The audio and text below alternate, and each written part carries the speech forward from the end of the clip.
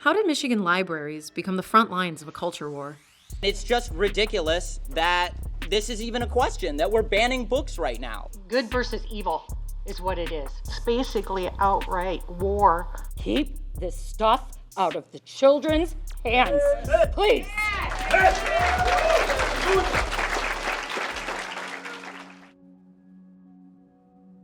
Tomorrow, I'll be patient. Your turn, I'll wait for you. Visit Patmos Library in Jamestown, Michigan during story time, and this is what you'll see. Walk the plank or I'll turn you into a frog. Librarian Caitlin McLaughlin reading to grade schoolers about kindness or bear cubs pretending to be pirates. But the library is at the center of a controversy, and at the heart of that controversy are books like Genderqueer. It's a graphic novel memoir about coming out as non-binary. It's also the most banned book in America. I hope you make the right decision and remove these books and any like it from the Patmos Library immediately. In 2021, conservative activists across the United States started demanding that libraries remove certain books with sexual content, LGBTQ themes, and critical race theory. Genderqueer should not be in the Lapeer Library. And you want to promote and support this evil? These things go against nature itself. Library book challenges are not new, but the volume is unprecedented. In 2017, only 8 books were challenged in Michigan libraries, according to the American Library Association. In 2022, that number jumped to 359. The removal efforts have centered on libraries and schools, but public libraries, like Patmos, have also come under fire. So, what exactly is in the book anyway? My deepest emotional relationships have always been with women. Did that mean I was a lesbian? But my sexual fantasies involved 2 male partners. Was I a gay boy trapped in a girl's body? The knowledge of a third option slept like a seed under the soil. Author Maia Kobabe's book Genderqueer was published in 2019. Genderqueer is the story of my life, starting at about age 2 until I turn around 28. It focuses specifically on memories that have to do with gender, identity, sexuality, and then coming out to family, friends, community, and sort of in my career and professional life. While most of the book isn't sexually graphic, Kobabe did include a sexual experience with a partner when they were both adults. And since the book is a graphic novel, it doesn't leave anything to the imagination. That illustration and others about sexual fantasies set the book on a path to be labeled the most challenged book in America by the American Library Association in 2021 and again in 2022. Patmos wasn't the only place in Michigan Genderqueer drew pushback. The book was challenged in several libraries, including in Lapeer, a small city near Flint. John Miller, the Lapeer County prosecutor, even suggested that Genderqueer's presence in a library could be considered a crime. During a contentious meeting of the Lapeer Library Board in March, he said he never contemplated criminally charging the library staff, but insisted the book sexually exploits children. I do not advocate banning books that involve LGBTQ content. However, books that encourage children to engage in sexual acts when they are not the legal age are not appropriate for a public library. At that same meeting, dozens spoke in favor of keeping the book, including Jennifer Buell, a mother of a teenage boy. I am so thankful that this book exists. The biggest point that I wanted my son to know, and that I think that this author has come across in the book, is that everybody has curiosities about sex. Everybody fantasizes. It's not dirty. It's not bad. You're not a bad person. Others, like Laura Parks, a mother of 5, agreed with the prosecutor that children need to be protected. The prosecutor is talking about one book being banned from the library, a very graphic book. We are not talking about suppressing other communities. We are talking about the children in our community, and he is protecting them. Erin Kavanaugh, a therapist in Lapeer who has 3 children with her wife, Lisa, says it's incredibly important to keep genderqueer in the library. It shows representation of different identities. I love the realness, the authenticness. I love the real examples of how this person struggled with dysphoria. That it gives me as a therapist, we can read this and we can talk about how clients relate to this. So it gets us to think about gender and the gendered expectations we put on people because of their pronouns. It also creates space to talk about pronouns. For Laura Parks, there is no question that the book should be removed from the library. Children are very literal. They're very impressionable. They're going to look at those pictures and they very much look like children in the pictures. Sex isn't for kids. It has serious consequences. We should not be encouraging them to engage in sexual acts. In Lapeer, the book is shelved in the adult section, but Parks says it's still attractive to children. I mean, it's beautiful. It really is. It's nature. So I think this would attract any child because it looks like it's cartoonish. The author believes it's appropriate for high schoolers, especially those questioning their identity. It would have meant the world to me to find a book like Genderqueer as a teen reader. I would have been obsessed with it. I would have read it over and over, and it would have saved me like 10 years of questioning and confusion and uncertainty about who I was. Many of the speakers in Lapeer who wanted Genderqueer removed from the library pointed out that it would still be available from booksellers like Amazon. That comment hit me because as a social worker, it makes me so angry that somebody is so unaware of their privilege, their financial privilege, that they could just go out and buy a $15, $20 book and think nothing of it. And that's why libraries are important, because it creates access for folks who don't have the money to go and buy those things.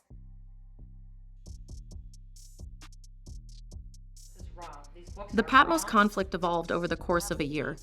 Residents in Jamestown asked the library to remove several books with LGBTQ themes.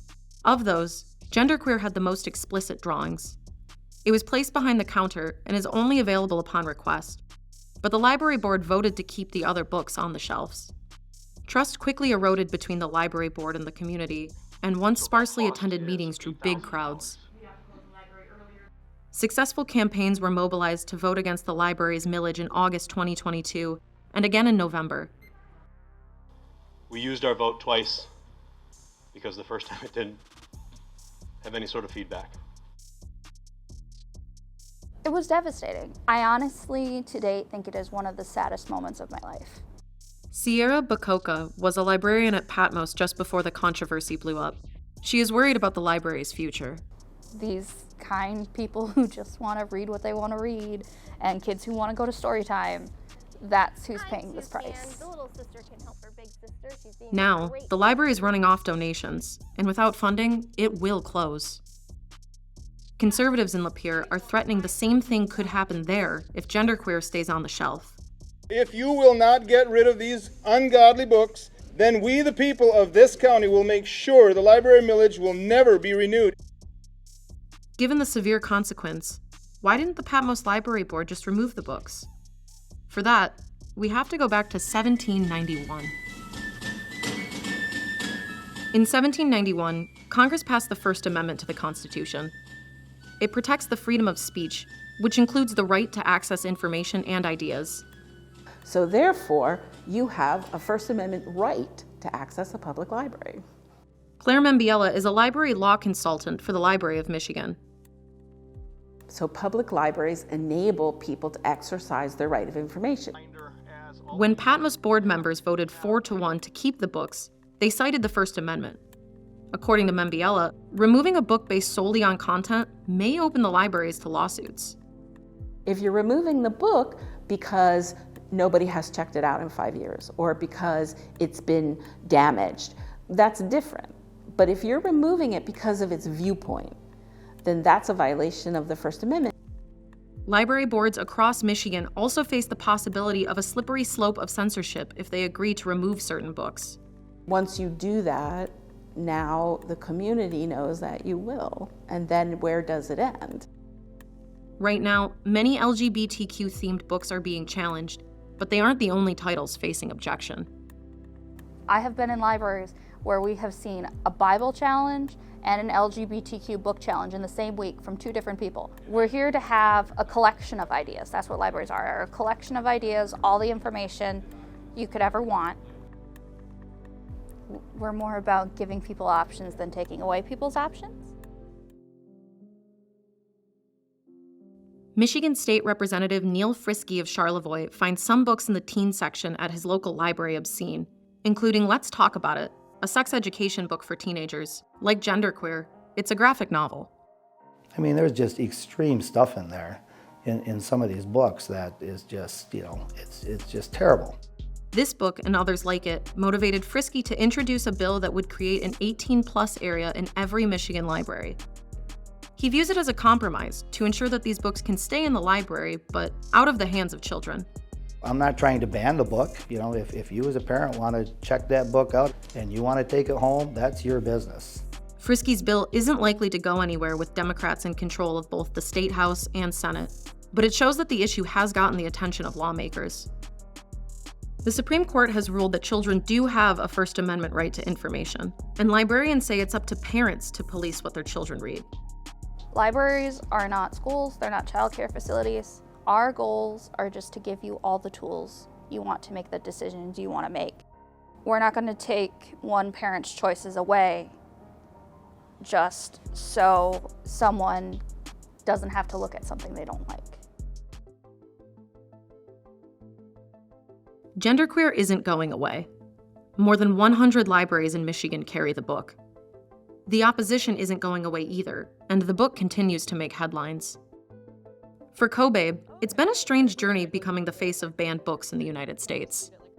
I wish that people who are trying to remove my books from shelves would understand that even if they can't see the value of this book, it could be valuable to someone else, and just let it be as a resource of one among many in a community.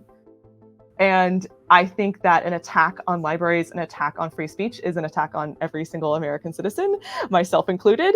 So I take it very personally in the sense that I feel like I am seeing the freedoms of our country being degraded.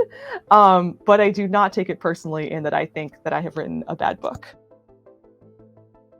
The Michigan Library Association started an initiative called My Right to Read to advocate against book bans and promote access to all materials. Meanwhile, the stress is taking a toll on librarians. Library directors already do so many things that for many of them, this is the last straw. I love being a librarian. I love it so much. It's honestly my life's passion. And it brings me great joy to do my job. But it also brings me great fear some days. People in my profession called pedophiles and like these horrible, horrible things. It really hurts because you just want to serve the community. Claire Membiela says it's vital community members show up to meetings to support local libraries facing challenges. You know, if a librarian knows they're not alone and they're not, the only one facing this, I think it helps a lot. I do know, fortunately, there's a huge amount of support in the state for libraries. And there's more people that love libraries than don't like them right now. And even when it's difficult, I'll work to find a way. But tonight I'm very sleepy, and now it's time to rest. I'll dream of all the good that comes when we all just try to do our best.